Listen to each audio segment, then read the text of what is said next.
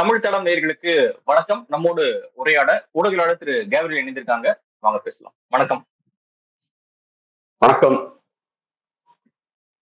ஒரு வாரத்தை தாண்டிடுச்சு கரூரில் நடந்த அந்த சோக சம்பவம்.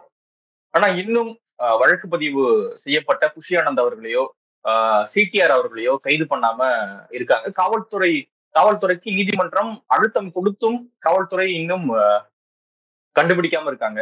என்ன நடந்துகிட்டு இருக்கு இந்த விவகாரத்துல, எப்படி பாக்குறீங்க அடுத்த கட்டமா இது? முதல்ல நம்ம பார்வையாளர்களுக்கு நன்றி. பெரிய ஒரு அச்சீவ்மெண்ட். நமக்கு 1,00,000 சப்ஸ்கிரைபர்ஸ் ரீச் பண்ணிருக்கோம். சோ இத சாத்தியப்படுத்தின பார்வையாளர்களுக்கு நன்றி. தொடர்ந்து நீங்க சப்போர்ட் பண்ணுங்க. முடிஞ்சா ஒரு லைவும் பண்ணுவோம். நம்மளோட இந்த 1,00,000 சப்ஸ்கிரைபர்ஸ் நம்ம ரீச் பண்ண விஷயத்துக்கு ஆடியன்ஸுக்கு தேங்க் பண்றது ஒரு லைவ் கூட நம்ம ஃபியூச்சர்ல பண்ணலாம். சோ இப்ப நீங்க சொன்னது மாதிரி நடக்க வேண்டிய விஷயங்கள் இன்னும் நடக்கல, செய்யப்பட வேண்டிய விஷயங்கள் இன்னும் செய்யல. இன்னைக்கு நான் நியூஸ் பார்க்கும்போது அந்த விஜய் அவர்களோட அந்த கேரவனை ஓட்டுநர் மேல வழக்கு பதிவு பண்ணிருக்காங்க. சோ அதை பார்க்கும்போது எனக்கு நிஜமாவே பாவமா தான் இருந்தது. சாதாரண ஓட்டுநர், அப்புறம் மாவட்ட செயலாளர், நகர செயலாளர், இவங்க மேலதான் நடவடிக்கை எடுக்கிறாங்க. பட் விஜய் மேலேயோ, ஆதவ் அர்ஜுனா மேலேயோ, புஷி ஆனந்த் மேலேயோ இவங்க மேல கான்கிரீட்டான நடவடிக்கை இன்னும் எடுக்கப்படல. அந்த ஓட்டுநர் பாவம், அவர் என்ன பண்ணுவாரு? அவர் வண்டியை ஓட்டிட்டு போறாரு, ஆயிரக்கணக்கான பேர் பின்தொடர்ந்து வராங்க. அவருக்கு யார் இன்ஸ்ட்ரக்ஷன் கொடுத்தாங்க, என்ன இன்ஸ்ட்ரக்ஷன் கொடுத்தாங்கன்னா நமக்கு தெரியாது. ஏன்னா அவர் சாதாரணமா ஒரு பிரைவேட் வண்டியை ஓட்டல. உள்ள விஜய் உட்கார்ந்து இருக்காரு, ஏகப்பட்ட பிரஷர் அவருக்கு இருக்கு, ஏகப்பட்ட பேர் விரட்டிக்கிட்டு வராங்க. அந்த மாதிரியான ஒரு சூழல்ல இப்படிப்பட்ட ஒரு ஆக்சிடென்ட் நடக்குது. சோ அப்படி இருக்கும்போது அவர் இன்னைக்கு அஃபெக்ட் ஆகுறாரு. நேற்று இன்னொரு வீடியோ நான் பாக்குறேன், அரெஸ்ட் பண்ணப்பட்ட நிர்வாகியோட ஒய்ஃப் அழுதுட்டு இருக்காங்க. அவங்க ஃபேமிலி மெம்பர்ஸ் எல்லாம் ரொம்ப வருத்தத்துல இருக்காங்க. அவங்களுக்கு தெரியல என்ன நடக்குது, என்ன செய்யணும்ன்றது தெரியல. எக்ஸாக்டா யாரோட ஃபேமிலி மெம்பர்னு தெரியல. பட் அவங்க அழுதுட்டு இருக்காங்க வீடியோல. அவர் எங்க இருக்காருன்னே தெரியலங்க, என்ன நடக்குதுன்னே தெரியலங்கன்ற மாதிரி வருத்தப்படுறாங்க. சோ இப்ப பெரிய ஆட்கள் சில பேர் தவறு பண்றாங்க. அவங்க இதை ப்ராப்பரா ஆர்கனைஸ் பண்ணல, செய்ய வேண்டிய விஷயங்களை கரெக்டா செய்யல, ப்ரிகாஷனரி மெஷர்ஸ் எதுவும் எடுக்கல. ரெண்டாவது, பொறுப்பே இல்லாம ரொம்ப லேட்டாவும் வராங்க.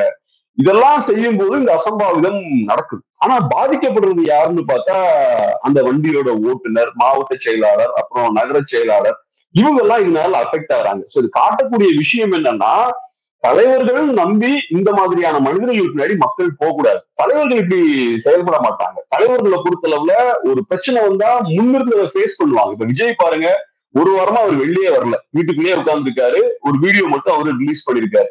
ஆதவ் அர்ஜுனா அவர் பாட்டுக்கு ஃப்ரீயா தனி விமானத்துல அங்கங்க சுத்திட்டு இருக்காரு. அவர் மேல வழக்கு இருக்கு. அவர் பாட்டுக்கு ஃப்ரீயா டெல்லி போறாரு, டேராடூன் போறாரு. அவர் பாட்டுக்கு அவரோட வேலைகளை பார்த்துட்டு இருக்காரு. நிறைய நியூஸ் வசதி வந்துட்டு இருக்கு. எந்த அளவுக்கு உண்மைன்னு தெரியல. பாஜக முக்கியஸ்தர்களை சந்திக்க முயற்சி பண்றாரு, காங்கிரஸ் முக்கியஸ்தர்களை சந்திக்க முயற்சி பண்றாருன்ற மாதிரிலாம் செய்திகள் வருது. எந்த அளவுக்கு உண்மைன்னு தெரியல. சோ அவருக்கு ஒரு பிரச்சனையும் இல்லை. புஷி ஆனந்தும் இன்னும் அவர் மேல அவரும் அரெஸ்ட் பண்ணப்படணும் தான் நினைக்கிறேன் இல்லையா? அவரும் அரெஸ்ட் பண்ணப்படலாம் தான் நினைக்கிறேன். சோ அவரும் ஒரு பிரச்சனையும் இல்லாம இருக்காரு. பட் இப்ப சாதாரண மக்கள் பாருங்க எவ்வளவு பிரச்சனைகளை ஃபேஸ் பண்றாங்க பாருங்க. இதுக்கும் அவங்களுக்கு எந்த சம்பந்தமும் கிடையாது. இந்த நடந்த விஷயங்கள்ல டிசிஷன் மேக்கிங் பவர் அவங்களுக்கு கிடையாது. அவங்க இது போற போக்குல அவங்க உள்ள மாட்டிக்கிட்டாங்க. இன்னைக்கு அவங்கதான் பெரிய பிரச்சனைகளை ஃபேஸ் பண்றாங்க. அன்னைக்கு நம்ம கோகுல்ன்ற ஒரு நபரை பத்தி பேசணும். அவரு கோவப்பட்டு பேசுறாரு, அவரு மேல நடவடிக்கை எடுக்கிறாங்க. அவர் கோவப்பட வேண்டிய அவசியமே இல்லை. ஏன்னா அவர் தலைவரே அமைதியா ஒழிஞ்சிருக்காரு. கட்சி லீடர்ஷிப் எல்லாரும் பதுங்கி இருக்காங்க. பட் கோகுல் மாதிரியான ஆட்கள், சாதாரண பத்திரிகையாளர்கள், சாதாரண சோசியல் மீடியா இன்ஃபுளுசர்ஸ், இவங்க எல்லாம் விஜய்க்கு சப்போர்ட் பண்றோன்ற பேர்ல பேசி எடுத்து அவங்க பிரச்சனைகளை ஃபேஸ் பண்றாங்க. சோ அதனால இப்ப ஒரு வாரம் ஆனதுக்கு அப்புறமும் கான்கிரீட்டான நடவடிக்கைகள் எதுவும் எடுக்கப்படல. ஆச்சரியமான ஒரு விஷயம் என்னன்னா, நம்ம ஏற்கனவே பேசியிருக்கோம், கோர்ட் வந்து காரசாரமான நிறைய கேள்வி கேட்கிறாங்க. ஏன் அந்த வண்டியை சீஸ் பண்ணலன்னு கேட்கிறாங்க. இப்பவும் அந்த வண்டியை சீஸ் பண்ணல. இந்த வீடியோ நம்ம ஷூட் பண்ற வரைக்கும் வண்டியை சீஸ் பண்ணல. பட் டிரைவர் மேல வழக்கு பதிவு பண்றாங்க.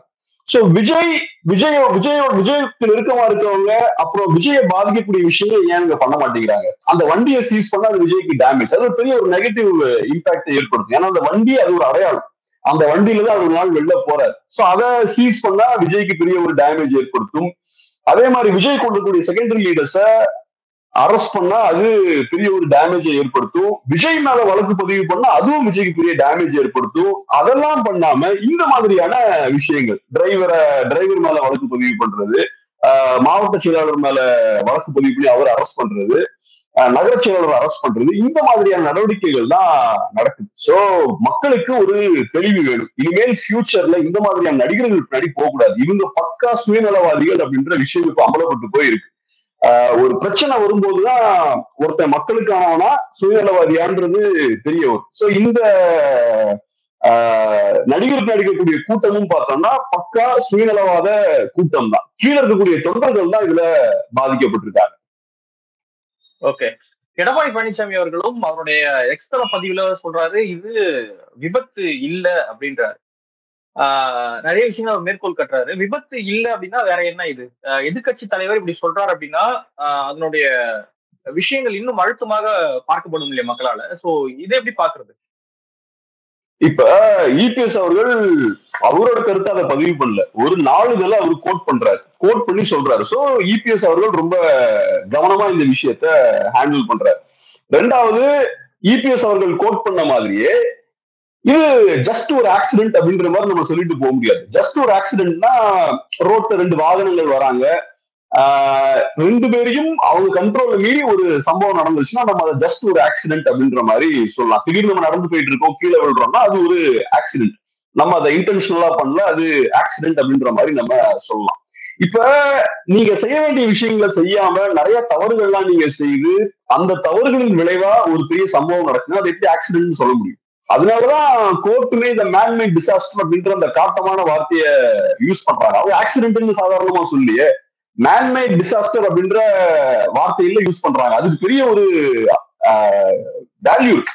இப்ப நம்ம அந்த வார்த்தையை யூஸ் பண்றோம் ஸ்டார்டிங்ல இருந்து, பட் நம்ம யூஸ் பண்றதுக்கும் கோர்ட் அந்த வார்த்தையை யூஸ் பண்றதுக்கும் நிறைய டிஃபரன்ஸ் இருக்கு. சோ மேன்மேட் டிசாஸ்டர்னு சொல்றாங்க. அப்ப மேன்மேட்னா யாரு? நிறைய இடங்கள்ல மனிதர்கள் தப்பு பண்ணிருக்காங்க. முக்கியமா விஜய் தரப்பினர் தாவேக்கா நிறைய தப்பு பண்றாங்க. செய்ய வேண்டிய விஷயங்கள்லாம் செய்யல, ப்ராப்பரான ப்ரிகாஷனரி மெஷர்ஸ் எடுக்கல, அது போக ரெஸ்பான்சிபிளாவும் விஜய் பிஹேவ் பண்ணல, கரெக்ட் டைமுக்கு வரல. இந்த மாதிரியான பிரச்சனைகள்லாம் தாவேக்கா சைடுல இருக்கு. அரசு தரப்புல ஏன் பெர்மிஷன் கொடுத்தாங்க, அவங்க சொன்ன டைம்ல தாண்டி லேட்டா வராங்கன்னா எதுக்கு அதை அனுமதிக்கிறாங்க, இந்த மாதிரியான குற்றச்சாட்டுகள் அரசு மேலேயும் வைக்கிறாங்க. சோ அப்படி இருக்கும்போது நம்ம புத்தாம் பொதுவா ஒரு ஆக்சிடென்ட் அப்படின்ற ஒரு சின்ன வார்த்தையை சொல்லி நம்ம தப்பிச்சிட முடியாது. சோ 2 சைட்லயும் நிறைய தவறுகள் செஞ்சிருக்காங்க. அந்த தவறுகள் செய்வதன் விளைவா இந்த மாதிரியான ஒரு பெரிய அசம்பாவிதம் நடக்குது. அப்ப கான்கிரீட்டா எங்க தப்பு நடந்திருக்குன்றத பின் பாயிண்ட் பண்ணி நம்ம பார்க்கணும், பார்த்து ஸ்ட்ராங்கான நடவடிக்கையும் எடுக்கணும். இப்ப கோர்ட் இன்டர்வியூ ஆனதுக்கு அப்புறமும் அந்த மாதிரியான நடவடிக்கைகளை நம்ம இன்னும் பார்க்க முடியல. நம்ம சாமானியா நம்ம பாக்குறோம், பார்க்கும்போது நமக்கு தெரியுது தப்பு எங்க இருக்குன்னு. விஜயன்ற தனி நபர் நினைச்சாருன்னா இந்த சம்பவம் நடக்காம ஸ்டாப் பண்ணிருக்கலாம். பட் அவரை தவிர சுத்தி இருக்க எல்லாருமே பாதிக்கப்படுறாங்க, சுத்தி இருக்க எல்லாருமே நடவடிக்கை எடுக்கப்படுது, அவர் பாதுகாக்கப்படுறாரு. இதை எப்படி புரிஞ்சுக்கலாம்? அப்புறம் இன்னொரு முக்கியமான விஷயம் என்னன்னா, ஒரு பெரிய ஒரு டேஞ்சரஸான ஒரு விஷயமாவும் பாக்குறேன். இப்ப இபிஎஸ் அவர்களுக்கு நாமக்கல்ல பிரச்சாரம் பண்றதுக்கு பெர்மிஷன் வழங்கப்படல. சோ அதுக்கு சொல்லப்படுற ஒரு காரணம் என்னன்னா, அதுக்கு கொடுக்கப்படுற காரணம் என்னன்னா, மாநில நெடுஞ்சாலைத்துறைக்கு உட்பட்ட பகுதியில அவங்க சூஸ் பண்றாங்க. சோ அதனால கோர்ட் உத்தரவின்படி நாங்க அவங்களுக்கு அனுமதி வழங்கல அப்படின்ற மாதிரி காவல்துறை தரப்புல சொல்லப்படுது. சோ இது கூட எனக்கு கொஞ்சம் சரியில்லையோ அப்படின்ற மாதிரி எனக்கு தோணுது. ஏன்னா இப்ப ரோட்ல பிரச்சாரம் பண்றது தப்புதாங்க என்னை பொறுத்தளவுல. அது பப்ளிக் நியூசன்ஸ ஏற்படுது, டெஃபினட்டா அது தப்புதான்.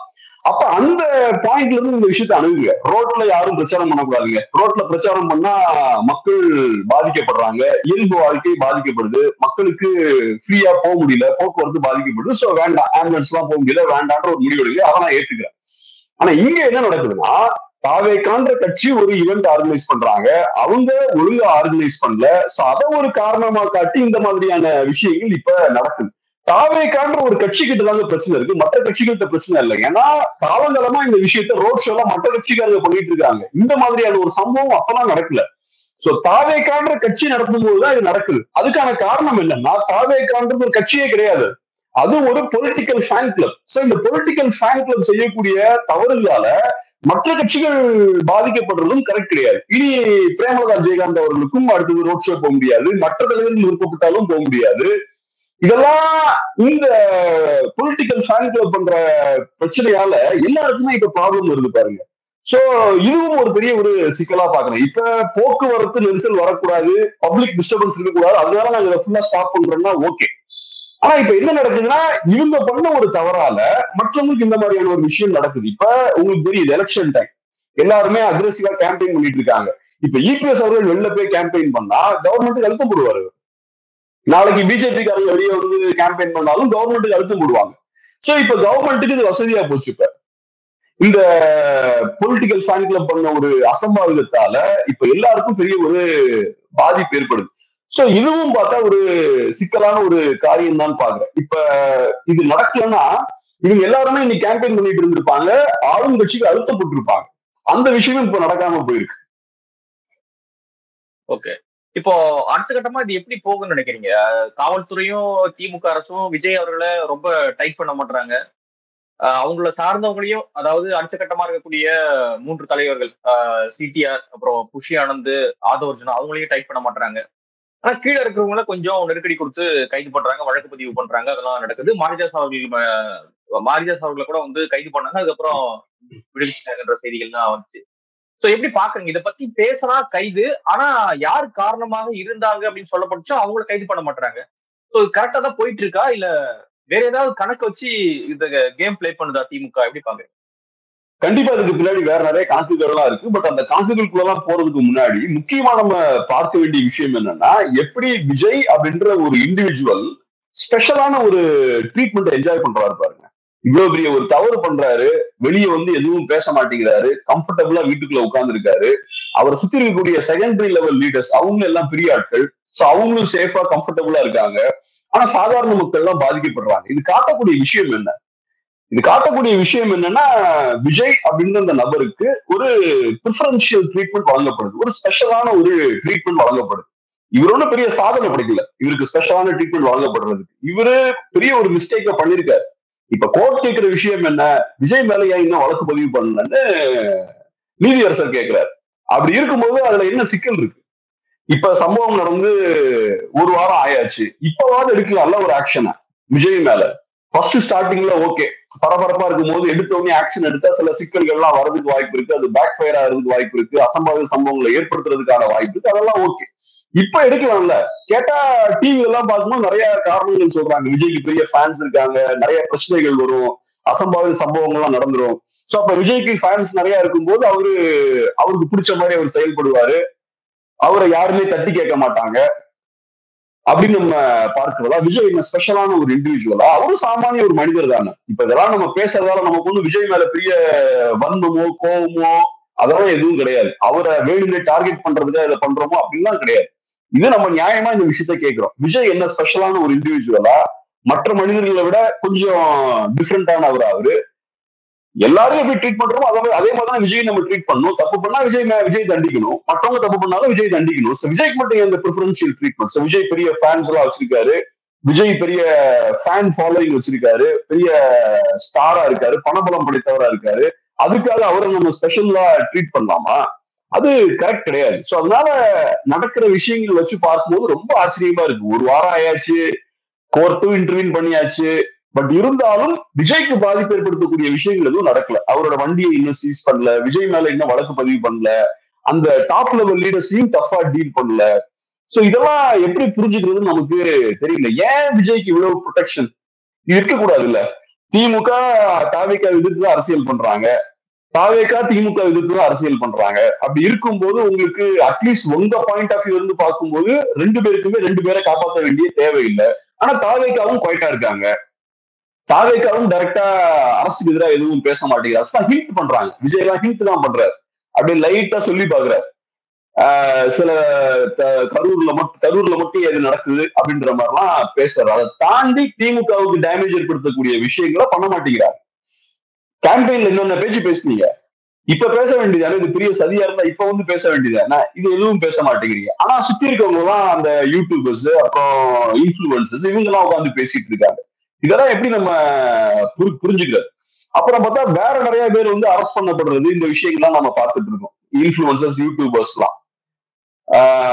சோ அப்ப இப்ப நம்மளுமே பேசுறது ரொம்ப கவனமா பேச வேண்டிய ஒரு சூழலும் இப்ப இருக்கு.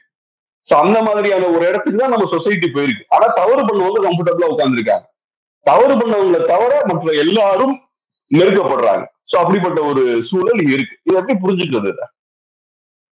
ஆனா இந்த விவகாரத்துல வந்து அதிமுக ரொம்ப தாவேக்காவுடைய ஆதரவு நிலைப்பாட்டை வந்து எடுத்துக்கிட்டே இருக்காங்க. இப்ப கூட வந்து நம்ம பேசுன மாதிரி இது ஒரு விபத்து இல்ல அப்படின்ற மாதிரியான ஒரு இதை போட்டிருக்காங்க அவங்க. இவ்வளவு சப்போர்ட் பண்ண வேண்டிய தேவை எங்க இருந்து வருது? எப்படி பாக்குறீங்க அதிமுகவுடைய இந்த ஸ்டாண்ட் எப்படி பாக்குறீங்க? இது ஆக்சிடென்ட் இல்லைன்னு சொல்றது டிவிகே சப்போர்ட் ஸ்டாண்டா நான் பார்க்கல. அது டிவிகேவை அப்போஸ் பண்ற ஸ்டாண்டும் கூட, அரசு அப்போஸ் பண்ணக்கூடிய ஸ்டாண்டும் கூட, ரெண்டு பேரையும் விமர்சிக்கக்கூடிய ஒரு நிலைப்பாட்டா தான் நான் பாக்குறேன். ஏன்னா ஆக்சிடென்ட் இல்லைன்னா அப்ப அதுல பொறுப்பு அரசுக்கும் இருக்கு, தாவேக்காவுக்கும் இருக்கு. இந்த சம்பவம் நடப்பதற்கான காரணமா இவங்க ரெண்டு பேரும் இருக்காங்க அப்படின்ற பாயிண்ட் தான் அவர் சொல்றாரு. அதுக்கு அந்த ஒரு கட்டுரையும் அவரு கோட் பண்றாரு.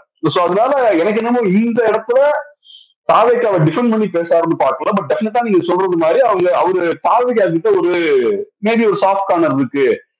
திமுகவையும் அரசையும் விமர்சிச்ச அளவுக்கு தாவேக்காவை விமர்சிக்கல அப்படின்ற மாதிரி வேணா நம்ம பார்க்கலாம். அதிமுககாரங்க டிபேட்ல பேசும்போதும் சரி, பாஜககாரங்க டிபேட்ல எல்லாம் பேசும்போதும் சரி, அவங்களும் பெரிய லெவல்ல தாவேக்காவை அட்டாக் பண்ற, மோஸ்ட்லி அவங்க திமுகவை தான் விமர்சிக்கிறாங்க.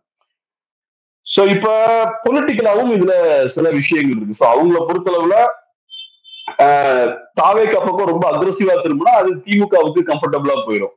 பிளஸ் அது பொலிட்டிக்கலா தாவேக்காவும் ஆன்டி டிஎம்கே பாலிடிக்ஸ் பண்ணக்கூடிய ஒரு கட்சி. சோ அதனால அவங்களோட போக்கஸ் ஃபுல்லா திமுக சைடும் அரசு சைடுமே வைக்கிறாங்க.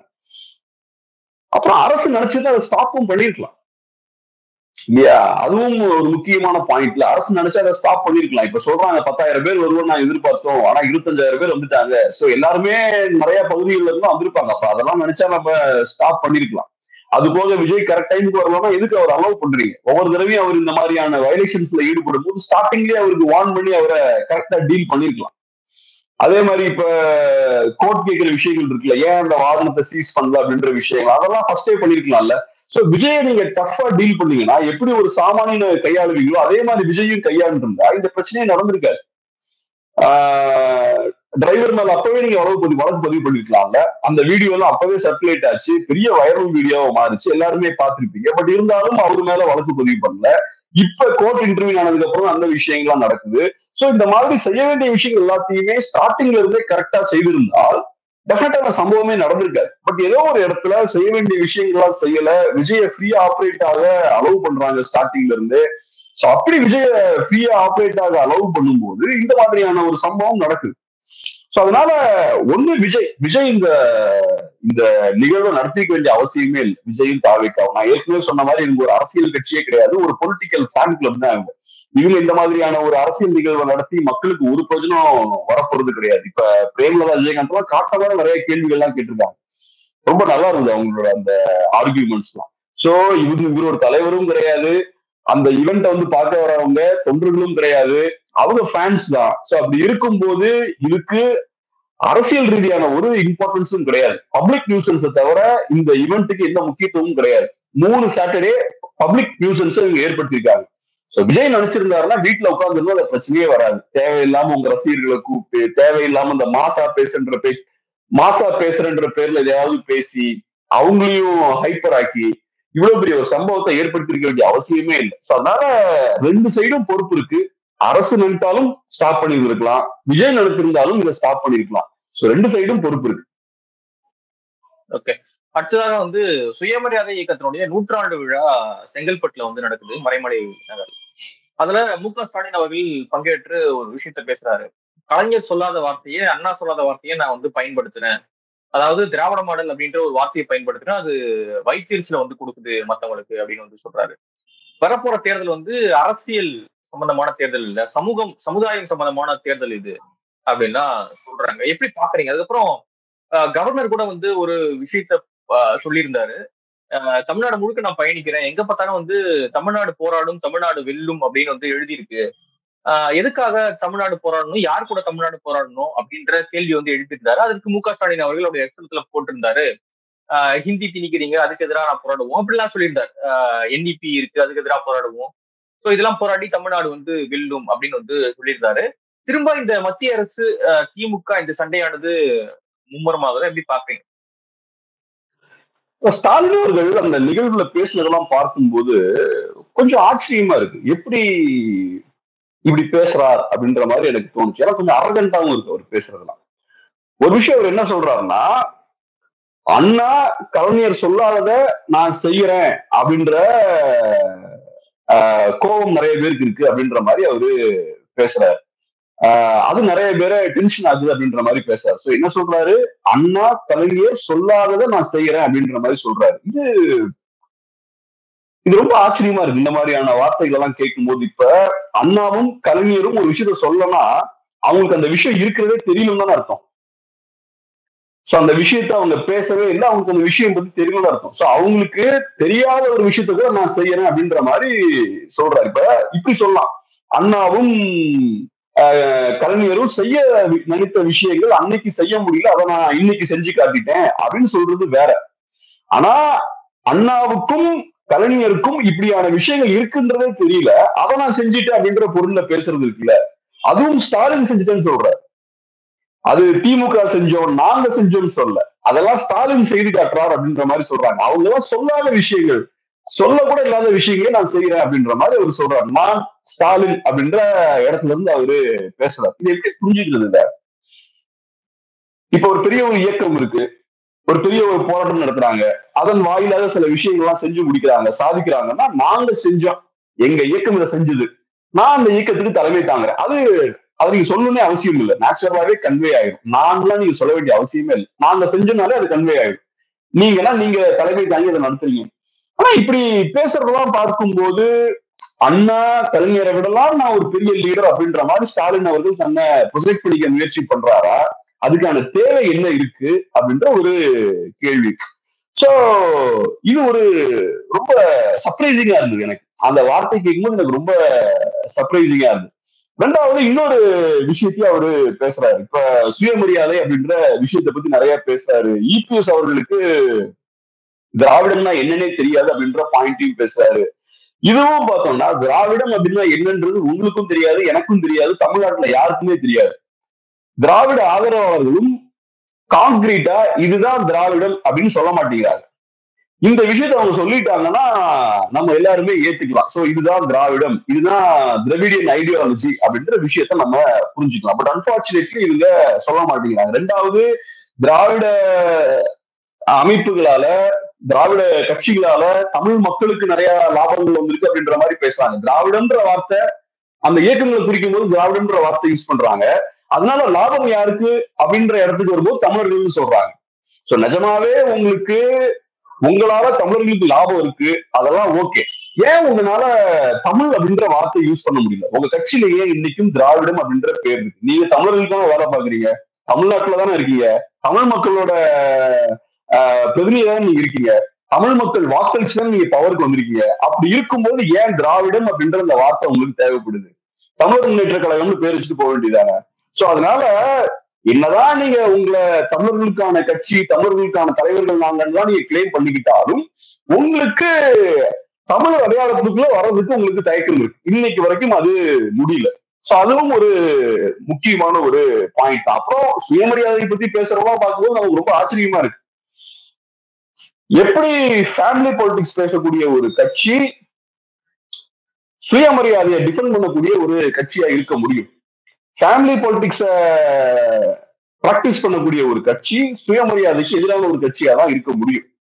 இப்ப நிஜமாவே சுயமரியாதை இருக்கக்கூடிய இண்டிவிஜுவல்ஸ் ஃபேமிலி பாலிடிக்ஸை சப்போர்ட் பண்ண மாட்டாங்க. ஃபேமிலி பாலிடிக்ஸை சுயமரியாதைக்கு அகெயின்ஸ்ட் ஆனது. சுயமரியாதைன்றது என்ன? எல்லாருமே ஈக்குவல், எல்லாருக்கும் ஈக்குவல் ஆப்பர்ச்சுனிட்டி வழங்கப்படணும், யாரும் மோசமா ட்ரீட் பண்ணக்கூடாது, அவங்களோட பிறப்பு இந்த விஷயத்தெல்லாம் பேஸ் பண்ணி. அதே மாதிரி பிறப்பு மற்ற சமூக அடையாளங்கள்லாம் இருக்குல்ல, அதை பேஸ் பண்ணி யாருக்கும் அட்வான்டேஜ், அன்ஃபேர் அட்வான்டேஜ் எதுவும் இருக்கக்கூடாது. அதெல்லாம் இருந்தா தான் அவங்களுக்கு ரெஸ்பெக்ட் இருக்கு, செல்ஃப் ரெஸ்பெக்ட் இருக்கு. அதெல்லாம் இல்லைன்னா அவங்களுக்கு செல்ஃப் ரெஸ்பெக்டே இருக்காது. சோ அதனால சுயமரியாதை அப்படின்ற விஷயத்தை பத்தி எல்லாம் இன்னைக்கு திமுக கட்சி தலைவர் பேசுறதுலாம் ரொம்ப ஆச்சரியமா இருக்கு. ஏன்னா கம்ப்ளீட்டா சுயமரியாதைக்கு எதிரான செயல்கள் இதெல்லாம். சுயமரியாதை இருக்குன்னா டெஃபினட்டா ஃபேமிலி பாலிடிக்ஸ் அங்க இருக்க முடியாது. ஒரு ஃபேமிலியை சேர்ந்தவங்க எந்த பிரச்சனையும் இல்லாம ரொம்ப கம்ஃபர்டபுளா அதிகாரத்துல வந்து உட்கார முடியுது. இந்த ஃபேமிலியை சேர்ந்தவர் அப்படின்ற ஒரே பேசிஸ்ல அதிகாரத்துல வந்து உட்கார முடியுதுன்னா இது காட்டக்கூடிய விஷயம் என்ன? சுயமரியாதை அப்படின்ற அந்த கான்செப்ட் இந்த கட்சியில இல்லைன்னு தான் அர்த்தம். அந்த கட்சிக்கு தொண்டர்கள்லாம் ஏத்துக்கிறாங்க. அது காட்டக்கூடிய விஷயம் என்ன?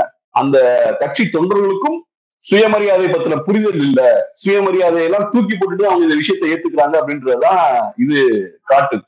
சோ அதனால கான்பிடென்டா ஸ்டாலின் அவர்களால் இதெல்லாம் பேச முடியும். இன்னைக்கு இதெல்லாம் கேள்வி கேட்கறதுக்கும் யாரும் இல்ல, ஊடகங்கள்லாம் இல்ல. இப்ப ஒரு நல்ல டெமோக்ரஸில இந்த மாதிரியான விஷயங்கள் முதல்வர் பேசுறாரு, யாரோ ஒருத்தவங்க பேசுறாங்க, பெரிய தலைவர் பேசுறாருன்னா அத கேள்விக்கு உட்படுத்தக்கூடிய ஸ்ட்ரென்த் மீடியாவுக்கும் இங்க அங்க இருக்கக்கூடிய அறிவுஜீவிகளுக்கும் இருக்கணும். இப்ப ஸ்டாலின் அவர்கள் பேசக்கூடிய நிறைய விஷயங்கள்ல நிறைய ஓட்டைகள் இருக்கு. அத ஐடியாலஜிக்கலா நீங்க விமர்சனத்துக்கு உட்படுத்தணும், அதை நீங்க பொலிட்டிக்கலா விமர்சனத்துக்கு உட்படுத்தணும். இந்த நேரத்துல ஃபேக்சுவலா தவறு இருக்குன்றத நீங்க சுட்டி காட்டணும். பட் அதெல்லாம் பண்றதுக்கு எந்த மெக்கானிசமும் இல்ல. ஒரு 2-3 மாசமா விஜயை பத்தி நம்ம பேசிக்கிட்டே இருந்தோம். நம்ம மீடியா ஃபுல்லா விஜய் விஜய்னு ஒரு 2 இயர்ஸாவே நடந்துட்டு இருக்கு. பட் ஆஃப் லைட் ஒரு 3-4 மந்த்ஸா விஜய் தான் ஃபுல்லா. இப்பவும் பாத்தீங்கன்னா இந்த சம்பவம், கோர சம்பவம் நடந்ததுக்கு அப்புறம் ஆக்சுவலா எதை பேசணுமோ அதை பேசாம தேவையில்லாத அரசியல் அது இதுன்னு பேசி ஒரு வாரமா விஜய் பத்தி மட்டுமே பேசிட்டு இருக்கோம். டீப்பான ஐடியாலஜி சார்ந்த பிரச்சனைகள், சோசியல் ப்ராப்ளம்ஸ் எவ்வளோ நடந்துட்டு இருக்கு, ஏகப்பட்ட பிரச்சனைகள் ரிப்போர்ட் ஆயிட்டு இருக்கு. அதை பத்தி எல்லாம் எந்த டிபேட்டும் இல்லை. சோ அந்த மாதிரியான விஷயங்கள் செய்வதற்கான கெப்பாசிட்டியே நம்ம சொசைட்டிக்கு இல்லையோ அப்படின்ற ஒரு கேள்வியும் இப்ப எழுது. அப்கோர்ஸ் மெயின் ஸ்ட்ரீம் மீடியா கையில் எடுக்கல, ரைட், நம்ம விட்டுருவோம், அவங்களுக்கு ஏதோ சிக்கல் இருக்கு, கையில் எடுக்கல. பட் அட்லீஸ்ட் நம்ம ஜெனரல் பப்ளிக் சோசியல் மீடியால நம்ம பேசும்போதெல்லாம் இப்ப சமூக நீதி பத்தி முதல்வர் பேசுறாரு, சுயமரியாதை பத்தி பேசுறாரு, ஐடியாலஜி பத்தி பேசுறாரு. இதெல்லாம் பேசும்போது அதெல்லாம் ஒரு டிஸ்கஷனா நம்ம கொண்டு போக முடியல பாருங்க. இது காட்டக்கூடிய விஷயம் என்ன? சோ பொலிட்டிக்கலா நம்ம எல்லாம் பேங்க்ரப்ட் ஆகிருக்கோம். நம்ம சொசைட்டி பொலிட்டிக்கலா, ஐடியாலஜிக்கலா, பிலோசாபிக்கலா பேங்க்ரப்ட் ஆகி போயிருக்கு. அதாவது அது காட்டுது. ஓகே, இப்போ டிவிகே வர்சஸ் டிஎம்கே அப்படின்ட்டு ஒரு நரேட்டிவ் தான் பில்ட் பண்ணிட்டே இருந்தாங்க. இப்போ இந்த கரூர் சம்பவம் பிறகாக அது கொஞ்சம் அடிப்பட்டதன் காரணமாக பாஜக வர்சஸ் டிஎம்கே அப்படின்ற பழைய நரேட்டிவே பில்ட் பண்ண ஆரம்பிக்கிறாங்களா? எப்படி பாக்குறீங்க? இப்போ சமீப காலமா பார்க்கும்பொழுது கச்சத்தீவு தொடர்பாக பேசுறாரு திரு ஸ்டாலின் அவர்கள். அப்புறம் தமிழ்நாடு போராடும் வெல்லும் அப்படின்னு அதை பத்தி பேசுறாரு, கவர்னரை எதிர்த்து பேசுறாரு. இப்போ திராவிட மாடல்னு சொன்னா பலர் வயிறு எரியுது, ஆனா நான் சொல்லியே ஆவேன் அப்படின்னு சொல்றாரு. சோ திரும்ப அந்த நரேட்டிவ் பிஜேபி வர்சஸ் டிஎம்கே என்ற நரேட்டிவ் கொண்டு போறாரு. நமக்கு திராவிட மாடல்னு சொன்னா டெஃபினட்டா வயிறு இல்ல. அதே மாதிரி ஸ்டாலின் அவர்கள் பெரிய ஒரு டாப் லீடரா இருக்கிறதுல நமக்கு ஒன்றும் வைத்தறிச்சல் எல்லாம் கிடையாது. இன்னைக்கு உண்மை என்னன்னா, ஸ்டாலின் அவர்களை சேலஞ்ச் பண்ண வேற யாரும் களத்துல இல்ல பெருசா. இபிஎஸ் ஓரளவுக்கு சேலஞ்ச் பண்றாரு, மீடியா சப்போர்ட் எல்லாம் இல்லாமலும் ஏதோ முடிஞ்ச அளவுக்கு பண்றாரு. சோ நமக்கு ஸ்டாலின் அவர்கள் பெரிய ஒரு இடத்துல இருக்கார், கம்ஃபர்டபுளா இருக்கார், அதுல எல்லாம் நமக்கு ஒன்னும் வைத்தறிச்சல் எதுவும் கிடையாது. இங்க சிக்கல் என்னன்னா, இன்னைக்கு 4 வருஷமா நீங்க ஆட்சி பண்ணிருக்கீங்க, கிரவுண்ட்ல என்ன பண்ணிருக்கீங்க? சுயமரியாதை பத்தி நீங்க பேசுறீங்க, இந்த விஷயங்கள்லாம் நீங்க பேசினாலும் கிரவுண்ட்ல கான்கிரீட்டா என்ன பண்ணிக்க? இப்ப ஸ்டாலின் அவர்கள் பேசும்போது அவர் என்ன சொல்றாரு, அம்பேத்கர் பெரியாருக்கு நாங்க அரசு விழா அறிவிச்சிருக்கோம், அதே மாதிரி காலனி அப்படின்ற அந்த சொல்ல அகற்றி இருக்கோம், அப்புறம் சமூக நீதி விடுதிகள் அப்படின்னு நாங்க பெயர் மாற்றம் பண்ணிருக்கோம், இந்த சாதிய பெயர்களெல்லாம் தூக்கிட்டு சமூக நீதி விடுதிகள் அப்படின்ற அந்த நேம் சேஞ்ச் நாங்க பண்ணிருக்கோம், இந்த மாதிரியான விஷயங்கள்லாம் நாங்க செஞ்சிருக்கோம். சோ இதெல்லாம் நீங்க சொல்றது எதுக்கு? நாங்க சொசைட்டில ஒரு பாசிட்டிவான இம்பாக்டை ஏற்படுத்தியிருக்கோம், சாதியத்துக்கு எதிராக இருக்கக்கூடிய மற்ற அநீதிகளுக்கு எதிராக, ஏற்றத்தாழ்வுக்கு எதிராக நாங்க செயல்பட்டிருக்கோன்றதா உங்க வாதம். ஆனா இதெல்லாம் காட்டக்கூடிய விஷயம் என்னன்னா, மேலோட்டமா நீங்க சில விஷயங்கள் பண்றீங்க, பேர் மாத்துறது, பேரை யூஸ் பண்ணாம இருக்கிறது, அம்பேத்கருக்கு விழா எடுக்கிறது, இதெல்லாம் சாதாரண விஷயம்.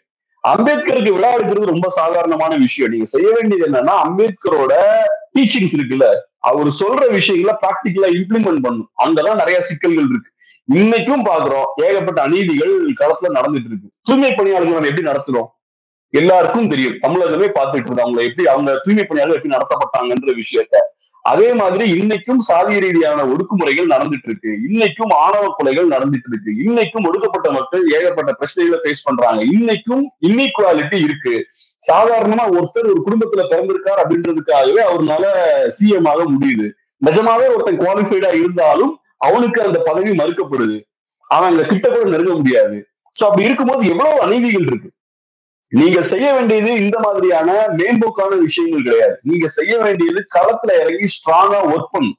சோ அதனாலதான் நம்ம இதெல்லாம் பேசுறோம். நமக்கு ஒன்னும் பெரிய வைத்தறிச்சல்லாம் நமக்கு கிடையாது. ரெண்டாவது, ஸ்டாலின் அவர்கள் இன்னொரு முக்கியமான விஷயமும் பேசுறாரு. இன்னைக்கு பெரியார் அவர்கள் நாங்க ஆக்ஸ்போர்டுக்கு எல்லாம் கொண்டு போயிட்டோம் அப்படின்ற விஷயத்தையும் அந்த ஸ்பீச்ல பேசுறாரு. நம்மளே நிறைய டிஸ்கஸ் பண்ணிருக்கோம். அந்த ஆக்ஸ்போர்டு விவகாரத்துல எவ்வளவு சிக்கல்கள் இருக்கு, அதை யார் வேணாலும் செய்யலாம். சோ அதனால ஏதோ ஆக்ஸ்போர்டு அதை என்டோஸ் பண்றாங்க அப்படின்ற மாதிரி எடுத்துக்க முடியாது. அதுக்கு என்ன சொல்றாருன்னா, வீரமணி அவர்கள் பெரியார் அவர்களை உலகமை மாற்றணும் அப்படின்ற விஷயத்தெல்லாம் பேசினார். சோ அதோட ஒரு வெளிப்பாடுதான் இது அப்படின்ற மாதிரிலாம் பேசியிருந்தார். இப்ப பெரியார் அவர்களை உலகமயமாக்க வேண்டிய தேவை கிடையாது. ஏன்னா எப்படி இன்டர்நேஷனல் லெவல்ல ஃபெமினிசம் இருக்கு, மார்க்சிசம் இருக்கு, அதே மாதிரி ஏத்திசம் இருக்கு, அதெல்லாம் அங்க வெஸ்ட்ல தோன்ற சித்தாந்தங்கள். உலகமயத்தின் ஒரு தொடர்ச்சியா தான் அது அங்கிருந்து இங்க வந்தது. சோ உலகமயம் மூலமா தான் அது அங்கிருந்து இங்க வருது, ரைட்? சோ அந்த ஐடியாலஜியை தான் பெரியார் அவர்கள் கையில் எடுக்கிறாரு. இங்க இருந்து நீங்க அங்க கொண்டு போக வேண்டிய அவசியமே கிடையாது.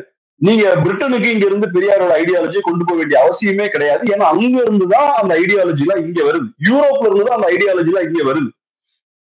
சோ அதனால இந்த ஆர்கியூமெண்ட் இருக்கு பாருங்க, நாங்க பெரியார இன்டர்நேஷனல் லெவலுக்கு கொண்டு போறோம்னு சொல்றது இருக்கு பாருங்க, பெரியாரோட தேவை யூரோப்புக்கு கிடையாது, யூரோப்புக்கோ மற்ற நாடுகளுக்கோ கிடையாது. ஏன்னா ஏற்கனவே இந்த ஐடியாலஜிஸ் மற்ற நாடுகள்ல தான் இருக்கு. பெரியார் அவர்கள் அந்த ஐடியாஸ் எல்லாம் பாரோ பண்றாரு. ஃபெமினிசம் அங்க இருந்து பாரோ பண்றாரு, மார்க்சிசம் அப்புறம் சோசியலிசம் இந்த கான்செப்ட்ஸ் எல்லாம் அங்க இருந்து பாரோ பண்றாரு. அந்த விஷயங்கள் தான் தமிழ் மக்களுக்கு எடுத்துட்டு போறாரு. அப்கோர்ஸ் அது ஒரு இப்ப எனக்கு மார்க்சிசம் சோசியலிசம் எல்லாம் ஈடுபாடு கிடையாது, ஃபெமினிசம் எல்லாம் ஈடுபாடு கிடையாது. பட் இப்ப பெரியாரை பொறுத்தளவு அந்த ஐடியாலஜி எல்லாம் மக்கள் எடுத்துட்டு போகணும்னு நினைக்கிறாருன்னா அது அவரோட விருப்பம், அதான் அவர் செய்யற. சோ இங்க இருந்து நீங்க பெரியார் அங்க கொண்டு போக வேண்டிய அவசியமே கிடையாது. சோ இந்த விஷயங்கள்லாம் இருக்கு. ரெண்டாவது நீங்க கேட்ட இன்னொரு கேள்வி இருக்கு இல்லையா, அந்த நரேட்டிவை மாத்துறாங்களா அப்படின்னு கேட்டீங்க இல்லையா. சோ அதை பொறுத்தளவுல இப்பவும் நான் பாக்குறது என்னன்னா, சோசியல் மீடியாலையும் சரி, டிவி டிபேட்ஸ்லயும் சரி, டிவிகே வர்சஸ் டிஎம்கேன்ற மாதிரி தான் நரேட்டிவை செட் பண்றாங்க. நம்ம இந்த மாதிரி பேசிட்டு இருக்கோம், பட் விஜய் ரசிகர்கள் எல்லாம் கேளுங்க, திமுக சதி தான் பேசிட்டு இருக்காங்க. அதே மாதிரி திமுக காரங்க விஜய் ரசிகர்களுக்கு பதில் சொல்லிட்டு தான் இருக்காங்க. சோ அப்படி இருக்கும்போது அந்த நரேட்டிவ் எனக்கு என்னமோ இன்னும் அப்படி இருக்கிற மாதிரிதான் தெரியுது. மேபி போக போக அந்த வீரியம் மேபி கொஞ்சம் கம்மியா இருக்குன்னு நம்ம எடுத்துக்கலாம். சோ திமுக பொறுத்தவரை கோர் பொலிட்டிக்ஸ் பாஜக எதிர்ப்பு. இப்ப அந்த அந்த அரசியல் வச்சு அவங்க 10 years அவங்க ஓட்டிட்டு இருக்காங்க. அதை கண்டிப்பா எப்பவுமே கையில வச்சுப்பாங்க. அது போக டிவிகே வர்சஸ் டிஎம்கே அப்படின்ற அந்த நரேட்டிவையும் அவங்க உயிரோட தான் வச்சுப்பாங்க. ஏன்னா நான் ஏற்கனவே சொன்ன மாதிரி டிவிகேன்ற கட்சி இது ஒரு கட்சியே கிடையாது, இது ஒரு பொலிட்டிக்கல் ஃபேன் கிளப். சோ அந்த கட்சியை நம்பி யாராவது ஒரு 4 பேர் ஓட்டு போடுறாங்கன்னா அவங்க ஓட்டு வேஸ்ட் தான் ஆகும். அந்த மாதிரி ஓட்டு வேஸ்ட் ஆகுது திமுகவுக்கு நல்லதுதான். இப்போ ஒரு 4-5% மக்கள் அவங்க ஓட்டு இந்த மாதிரி வேஸ்ட் பண்றாங்க. கமலுக்கு அப்படியே ஓட்டை வேஸ்ட் பண்ணாங்க, திமுக எதிர்க்குன்னு நினைச்சிட்டு கமலுக்கு ஓட்டு போட்டாங்க, அந்த ஓட்டு ஃபுல்லா வேஸ்டா போச்சு. சோ இப்பயும் கொஞ்சம் பேர் அந்த மாதிரி விஜய்க்கு ஓட்டு போட்டு அவங்க ஓட்ஸ் எல்லாம் வேஸ்ட் பண்ணாங்கன்னா திமுகவுக்கு அது நல்லதுதான். ஏன்னா இது ஒரு கட்சியும் கிடையாது, இதுக்கு ஒரு அரசியல் செயல்பாடும் கிடையாது, தலைமையும் கிடையாது, ஒண்ணும் கிடையாது, சித்தாந்தமும் கிடையாது, ஒண்ணும் கிடையாது. சோ இந்த கட்சிக்கு ஓட்டு போடுறது எல்லாமே வேஸ்ட் ஆக போற ஓட்ஸ் தான். இது ஒரு பொலிட்டிக்கல் ஃபேன் கிளப் தான்.